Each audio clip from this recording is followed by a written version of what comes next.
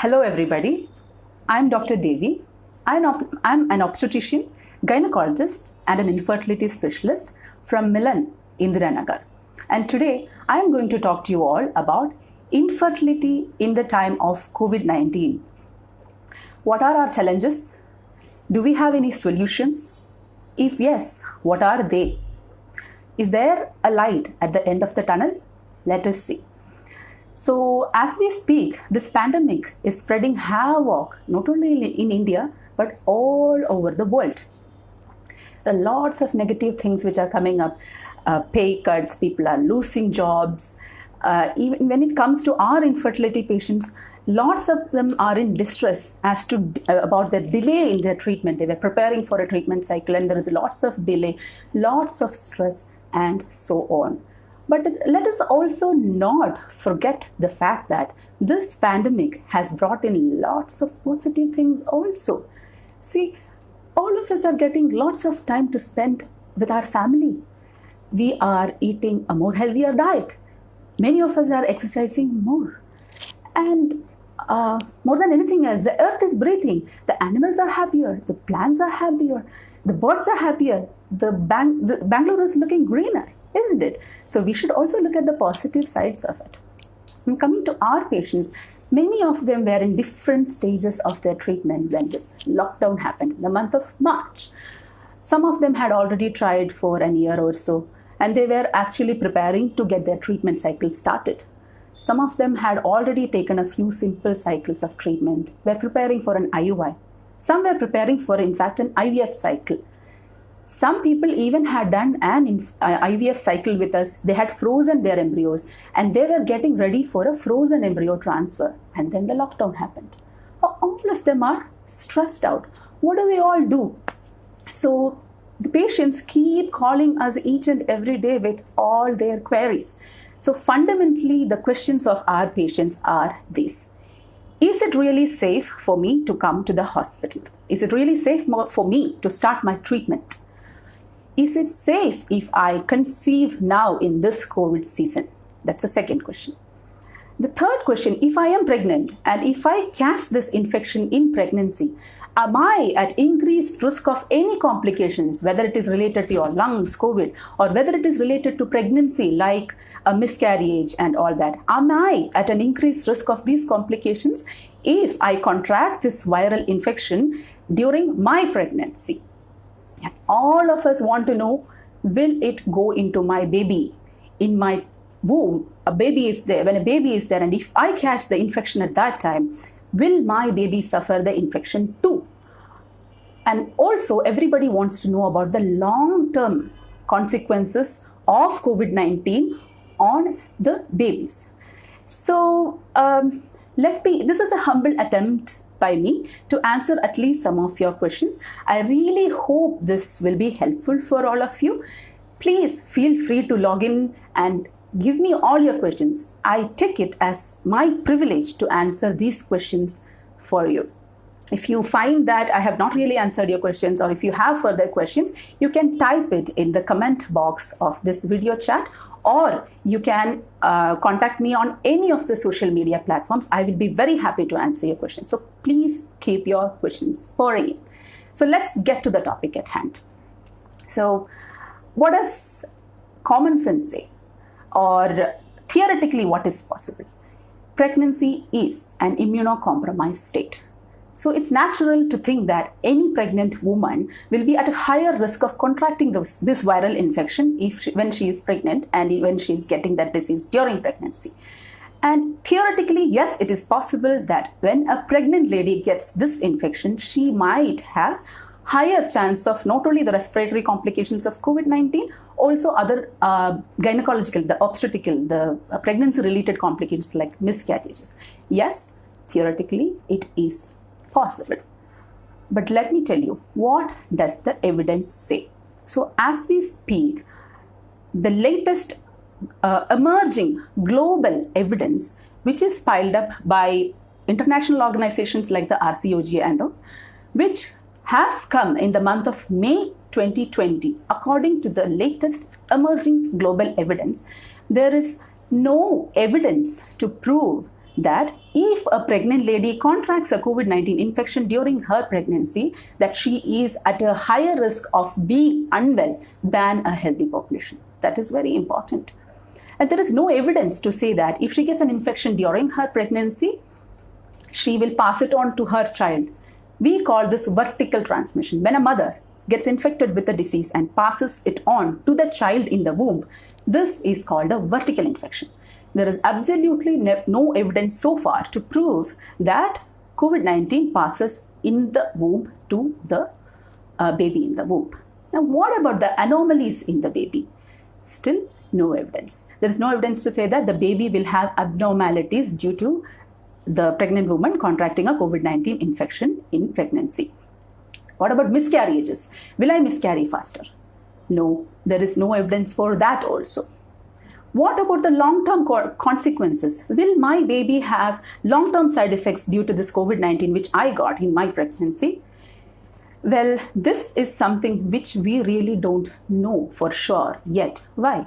Because this is a recent infection. It's new to us also. We are not sure about this particular aspect of it. We don't know for sure. But whatever evidence which we have till date is very, very, very reassuring. So what is the gist of all of it? Yes, it is theoretically possible, but evidence says there is no harm. It is the evidence, whatever we have, according to the international evidence, whatever we have, the latest evidence we have is extremely reassuring. There is one more thing which I want to tell you all. As we speak, the infection rate graph is soaring in India. It's not yet reached a peak. Maybe it will reach a peak very soon. Maybe it has already reached a peak. It is going to really take time for this peak to plateau and then to fall. And we are not really safe until the last case also becomes negative. Until the last case becomes negative, this infection is still amongst us and we are not really safe. How long will this take? We don't know. It may take 6 months. It may take 9 months. It might take a year. And even WHO said recently it might take up to 2 years for it to completely go. And until the last case is gone, we are not really safe. There is always a chance of a second wave of infection coming in. But this is when we should sit back and think, is it really prudent of me to cancel everything, cancel all my business, cancel my job, everything and sit at home? Or should I go out there, take the maximum vigilance possible, take all precautions, and should I learn to live with COVID-19 or not? This is something which each and every one of us should keep thinking among ourselves. And yes, if you find the answer as a yes, then yes, we should go ahead. We should move on with our lives. But does it mean we should keep our guard down? No. This is a time when our guard should be up and to the maximum. We should take the maximum precautions, maximum vigilance, and face it. So to summarize it, theoretically, pregnancy is a high-risk state. Evidence is extremely reassuring that pregnant women are not at a higher risk for complications. And thirdly, the time, we don't really know about the time frame of this. So how long will we wait? And one more thing is in infertility. Infertility is something which is extremely time bound. One of the foremost and most important factors which determine the success rate in any infertility treatment program is time, age. So as time advances, many of the infertility factors worsen. Age may advance. Some conditions like endometriosis, male factors of infertility, ovarian cyst, etc. These may worsen when we delay the treatment. This is the truth. So these are the 4 things which we should consider when we try to take that decision of whether we should continue with our treatment or not. So I have given you all the information which is available according to the latest guidelines available nationally as well as internationally. Now you should take a call as a well-informed couple as to whether you wish to continue your treatment or not. Maybe it is in this wake that international bodies like the ASRM, the ESHRE, they have come up with so many guidelines as to guide us to how to reopen the clinic and start infertility treatment practices. So it is in this in the wake of this awakening, I would call it that awakening, that people have given us ideas as to how we can restart our treatments. So they have given very clear-cut instructions not only to the patients but also to the clinics and the hospitals as to how to do this. Well, I will touch upon that in detail. So what can you do as a patient if you wish to continue a treatment and come to the clinic? It is not only applicable to infertility, it is applicable to every single hospital, every single treatment, whether it is emergency or elective treatments which you want to go for. If you want to go to a clinic or hospital, it is the best thing in your interest to follow these, whatever I'm going to tell you now. So these days, what is the first and foremost thing? Please try not to come to the hospital. Yes, please try not to come to the hospital when it is not necessary. We have beautiful video consultation platforms, audio consultation services available. Do all your consultations, ask all your doubts.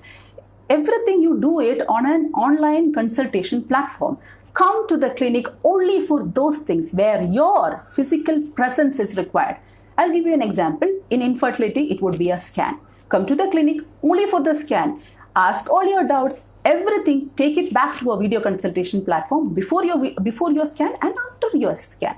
So that would significantly reduce the crowd in the hospital, your exposure also of getting exposed to an asymptomatic carrier, if at all he or she is there in the clinic. I would also strongly suggest that you take appointments before you come. Don't walk in. Take appointments and stick to your appointments. Why is this important?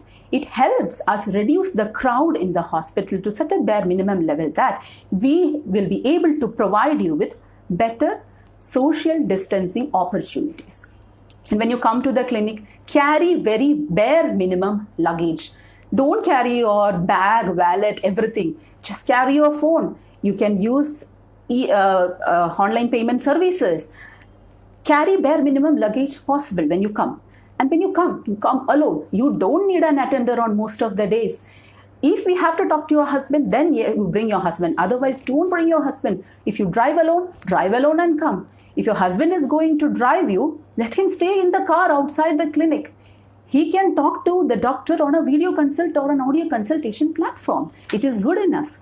So come quickly, finish your scan, get out of the hospital. And when you come also, there are 3 things which are going to save you from the chances of getting infected in any clinic for that matter. First is mask. Second thing, maintain 6 feet of social distancing with any person, be it a medical professional or be it an a housekeeping staff, anybody, maintain 6 feet distance from another person. Thirdly, and most importantly, follow your hand hygiene. If you have touched anywhere, use your sanitizer, carry your own sanitizer and use it for 20 seconds in that proper manner, or use hand wash with soap for 20 seconds and a proper wash. Now, when you come to the hospital, the first thing, the mask. I really have to explain this because we see lots of people wearing the mask here, touching the mask, pulling it, and so on. So when you're wearing a mask, make sure you cover your nose and your mouth properly at all the time and never touch your mask or your eyes or your face or your hair. Pull up your hair. Why do you need to touch it then? And anywhere on the body. Avoid touching anywhere on your face, etc. when you're wearing a mask. Wearing a face shield is a very good idea because it prevents you from touching your face. And when you come in also, please avoid touching the handrails. Use the stairs, healthier for you. It is healthier for you. Avoid using lifts whenever possible. If you have to use it, make sure it's a less crowded lift. And if you have touched anywhere, sanitize your hands. Inside the clinic also, maintain 6 feet distance. Finish your scan, a quick chat with your doctor, and then out of the hospital would be the best thing which you can do to prevent yourself from getting contracted with the disease. And try to avoid eating or drinking while in your clinic if you stay close by, or keep it to the bare minimum, taking all the precautions you do it if you have to do it. Now, I want to specify a few more things about people who are actually going through an IVF cycle. If they have to go through an IVF cycle, what are the steps which you can do to prevent your chances of getting contracted with this infection? So, what you could do is, you can minimize the number of visits to the hospitals by doing these video consultations, etc. And we have pen preparations of injections, where these injections are loaded into pens, small needles which can be self-administered. It's a very good idea for you to use these. If you are not okay pricking yourself, ask your husband to help you. If that is also not okay, if you have a healthcare worker who stays close by, who you are quite sure she will wear a mask and do social distancing and hand hygiene properly, utilize that facility. This is something which you can really do to prevent yourself from getting infected when you're going through an IVF cycle. Also, I would suggest, if you are going through an IVF cycle or a frozen embryo transfer cycle, self-isolate yourself for those 15 to 20 days. Try not to go out during that time to reduce your chances of getting infected. So these are some of the things as a patient you can do, not only for an infertility clinic, but also for any clinic for that matter, to reduce your chances of getting infected. Now, what are the precautions we take as clinics or hospitals to make it a safer place? So before I answer that particular aspect of it, let me tell you, why are we doing this? Why are we taking so much of headache to clean and sanitize and all those things? There are 3 reasons for this. 1, we as healthcare workers, we should not get infected from a patient if that patient is an asymptomatic carrier or symptomatic. That's the first thing. Second, and very importantly, we as healthcare workers should not transmit the infection to you. If we are asymptomatic carriers, our PPE will protect you from getting infected from one of us. And thirdly, and very importantly, we should not transmit this infection from one asymptomatic carrier patient to another patient. So patient-to-patient transmission also should not happen. These are the reasons why we are taking so much of trouble to follow all these precautions. Now, the second question which I would like to answer is, why should you know about these things? What is the hospital doing? Why is it important that you know about these things? Yes, this helps you choose a hospital or a clinic wisely. Any institution, any good hospital with proper protocols, for example, like Milan, will be doing all these to prevent so-and-so mishaps from happening. So it is important that you know about it, you are confident about your clinic, and you will feel that it's a safer place to come. You will feel much comfortable coming here, and you will be at least assured that you have the bare minimum chances of getting infected. So what are these things which we are doing as clinics to reduce the chances of contracting infection? So again, video consultations are something. We as a hospital, we have made it a policy that each and every consultation should be preceded by a video consultation, so that so many benefits are there, which I have already mentioned to all of you. Another thing is, we really don't promote walk-in patients now. We prefer if you take an appointment and stick to your appointments. And these days you will get so many calls from our center. It will be a little irritating also for you. Madam, your appointment is at that time. Please be on time and all that. Yes, it is irritating for you, but it is a way of us making sure that you are on time, so that we provide you with enough social distancing opportunities. And here in Milan, we work in something called mini teams. So my OPD, I am a consultant, my OPD doesn't clash with another consultant's OPD. So it is kept at least 1 hour apart, so that me and my team of sisters and staff, even if we have a chance of getting contracted by the virus, we don't pass it on to the next consultant and their patients. So this kind of a concept is called working in mini teams, which is internationally also followed these days. It's a very good thing which is happening. Now, when you come to the hospital, you will go through something called triage or screening at multiple levels. So what are these? When you come, initially our security staff are trained to take your temperature. They will give you hand sanitizer to clean your hands properly, and we'll make sure that you're wearing your mask properly. And then you will, before coming into the hospital, you will be asked to fill something called a questionnaire. Now, what is a questionnaire? This questionnaire has many questions like, have you had any contact with a positive or a suspected case in the last 2 weeks? Have you traveled to, or are you from a containment zone? Or do you have any of the symptoms related to COVID-19, and so on?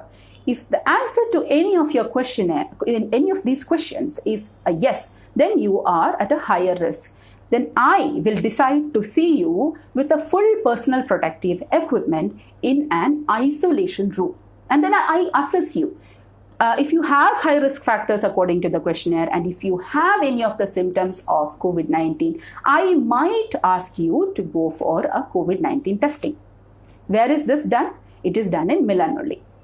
And we will get the report in 48 hours time, and your treatment will be delayed until we get the report in such a scenario. Suppose if you answer the question in the questionnaire, you are at a low risk or no risk for any infection, then you are allowed into the OPD. In the OPD also, you will see that there are ample provisions of social distancing provided in all the floors. You will see there are barricades kept at the reception. Even the chairs are crossed out in between. You will see that there are hand sanitizers and hand washing facilities given everywhere. You will see that our IMS, our housekeeping staff, they are walking around all the time with a bucket of the disinfectant, and they go on cleaning and cleaning and cleaning. And then another thing is, one patient, after I see a patient in an OPD, the chairs are cleaned. After I finished a scan, the probe, the bed coverings, everything is changed from patient to patient. I even change my outer gloves after seeing every patient and do a full hand hygiene protocol, like sanitizing my hands after seeing each and every patient. And we try to keep these conversations with the patients very short, very minimal and quick. People may feel irritated by this, but it's for your own safety. So these are the things which we are following as a hospital to make sure that you are in a safer zone. And one more thing which we follow is, we actually do these days, consultations are done on an open OPD room where the doors and windows are all kept open, AC switched off, so that there is a better air circulation there. Again, a safer environment for you. We will be taking a consent regarding all these. A detailed consent will be taken before your each and every treatment. And even if you have to go through an IVF cycle or any OT procedure, whether it's minor or major, the person will go through COVID testing prior to the procedure to make sure that everybody else is safe as well as this person is safe. If you do a case on a positive patient, any risk of complications to that person may be there. So to prevent all this, we test routinely all people before any IVF or any histolaparoscopies. So these are some of the measures which we have taken as a team to make sure that Milan is not only is a safe place for you to visit. It's not only that, it should be a safe place for us also to work. So these are the things which we have actually made sure that we have done to make sure that this happens. And thankfully, we have a very robust infection control team who really train us, everybody from the level of doctors to the housekeeping staff, at least every 2 weeks. And we are trained and we are retrained every 2-3 weeks, in every 2-3 weeks, to make sure that we do all these correctly. So these are some of the things which I wanted to share with you. I really hope it helps. Now I'll take a few questions if you have any of the questions. Hi doctor, there is a viewer who is asking for, I have been undergoing treatment for the past few months, and due to COVID my treatment are getting delayed. I am feeling frustrated as I had taken leave from my office as well for the treatment sessions. It just feels like nothing is going as per the plan and I'm feeling depressed. Could you throw some light as to anything that I can do fight this mental frustration? Everybody, I was really hoping that somebody would ask me this question, because the emotional trauma or that factor is something which is very least addressed. So I, as a physician, I have also gone through this. So I wanted to share my personal information with you when it comes to this particular thing. So let me tell you, so yes, you are in a dilemma. It is quite understandable for you to be in a dilemma. But see, the evidence says that it's safe for you to come for treatment, provided you take all the precautions and then you try to not to get infected. So let me share my personal experience with you. Maybe this will help you. So I am a doctor, I am a gynecologist, and I am a mother of 2. I have 3 people of very high comorbidities in my family. So if I get an infection, I am not worried about me getting an infection. I am a healthy adult. I may come over it. But if I give to one of my family members who are at a higher risk of complications because of their comorbidities, it will be very difficult for me. So I kept on thinking, should I actually go to the hospital? Should I see patients? Should I stop working? Should I just take a break? Then I realized, how long will this go on? This pandemic, India is a big country. It is really going to take time for this pandemic to reach a peak, plateau, and come down. There is always a chance of a second wave coming in. Now it is COVID, next day it will be something else. So that moment of realization stuck me when I decided to come back to work. I decided to continue working. I decided to continue seeing my patients, but how? Taking all the precautions, wearing my PPE, taking all the precautions, maintaining strict vigilance, and keeping my guard up all the time. That is a good decision I have taken, I believe. So far, I have not contracted the disease. As we speak, I might turn positive the next week or the next month. That can also happen. I am a healthcare worker. What do I do if it comes to that? I will test early. I'll get a diagnosis early, and I will get treated. There are so many empirical treatments which at least in India, we are trying, and they are giving us some results for that matter. Well, I will do that. I will self-isolate myself from my family and my friends, and I will test, get diagnosed, and I will take the treatment. And it is shown that when you are diagnosed early, and when you start the treatment early, and when you isolate early, your chances of coming out of the infection safely and not contracting it to others is more. So I really hope this helps you also to take a decision as to what you should do next. Probably it is prudent of us to think that we should learn to live with COVID-19. Life should move on with all the precautions in place. So I hope that answers your question. Shall I take the next question? Sure, doctor. So the other viewer is asking hi doctor, is cervical length of 2.9 centimeters safe at 14 weeks? So this is not exactly related to this particular topic, but I'll take this question. So cervical length of 2.9 centimeter at 14 weeks is considered a safe zone. Anything less than 2.5 centimeter is when we really post you for a cervical encerclage procedure. However, it is not a scenario where you should leave this. This can, because it's a borderline, it's 2.5 to 3 is really borderline. So what you should do is you should repeat a scan 2 weeks later. Every 2 weeks like that, it should be an internal scan with an empty bladder, transvaginal scan with an empty bladder to see the length of the cervix.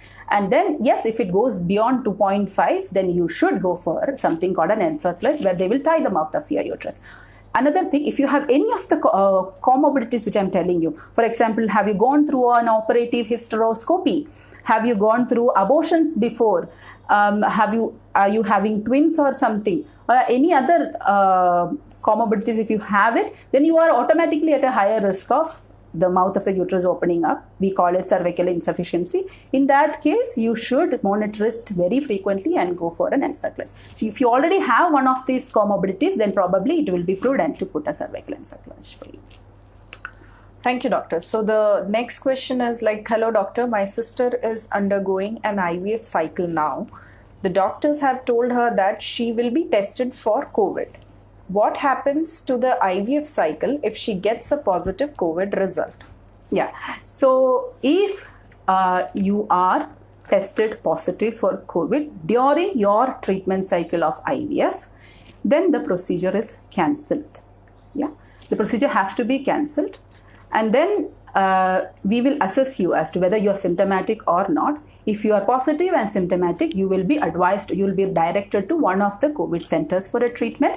But if you are positive and asymptomatic, and if you have no high risk factors, this assessment again will be done not only by us but by the proper COVID centers. So you will be directed to one of those centers where if you are asymptomatic, no comorbidities, you will be asked to self-isolate yourself. And we will do a proper contact tracing in our hospital for who all have come into contact with you. And if it is a high risk contact, then we also go into isolation. If it is a low risk contact, everything goes back to normal and we also work. This is what happens. To add on to that, there's one more question which says that also, doctor, when exactly is the COVID test conducted? Yeah, that's a really good question. It's a very practical question. I'm thankful you asked that. So there is a questionnaire which I mentioned to you about. This questionnaire will keep coming to you every time, at least 2 weeks prior to your IVF cycle. This questionnaire, you would have filled this questionnaire, and every time you will be asked about all these things. And even you will have an Arogya Setu app and all installed. It's mandatory for the clinic. Now, when you come to the hospital, usually IVF treatments or any other treatment is started on the second or third day of your cycle. So on the second day of your cycle, we do something called a rapid test for COVID. The result will come on the same day. Only when that is negative, we start the IVF cycle.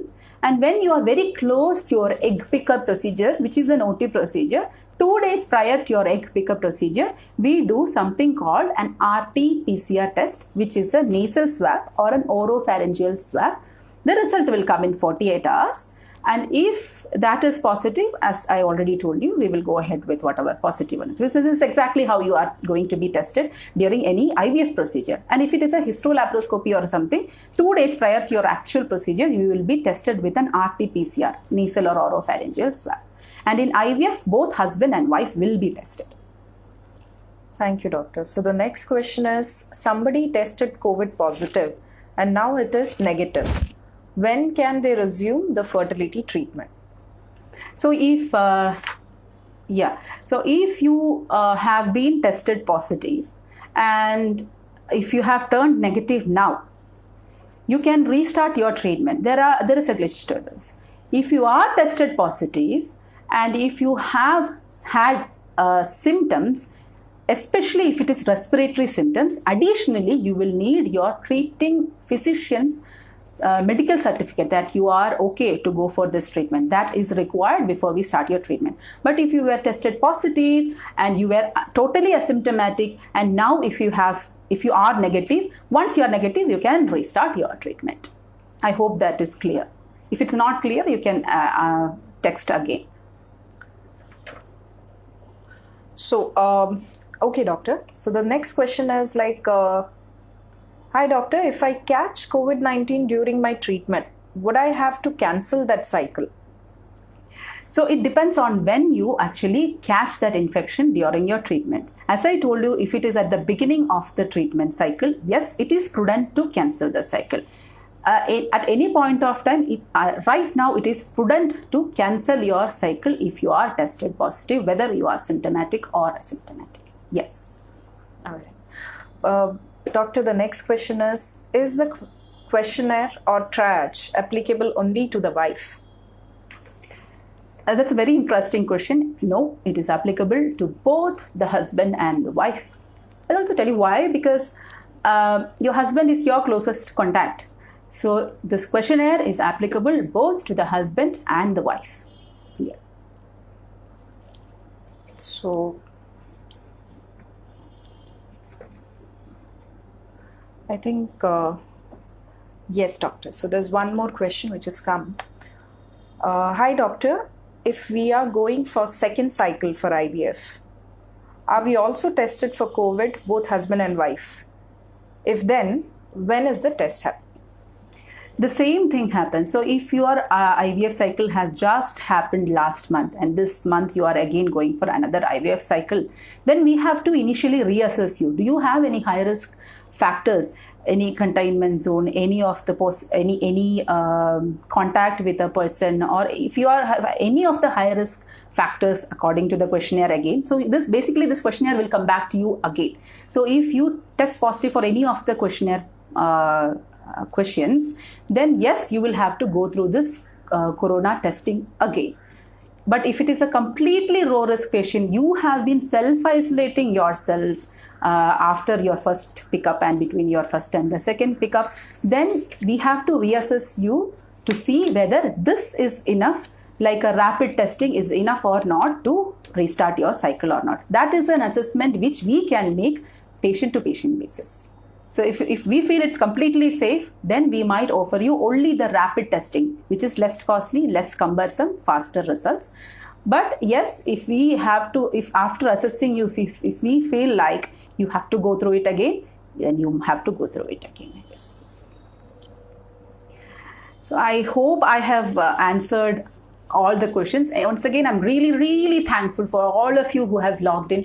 And I really consider it a privilege to answer all your questions. And once again, I'm telling you, if you feel like I have not really answered your questions, or if I have not answered your question at all, please feel free to get back to me on any of the social media platforms. You can just leave a text message in this live chat box. My team will inform me and I will get back to you with the answers. So I really hope this session has helped you guys. So stay safe and stay healthy and enjoy this period of time where you are actually getting to, see lots of positivities in your life. Cherish this period. This too shall pass. With that, let me log off. Thank you all.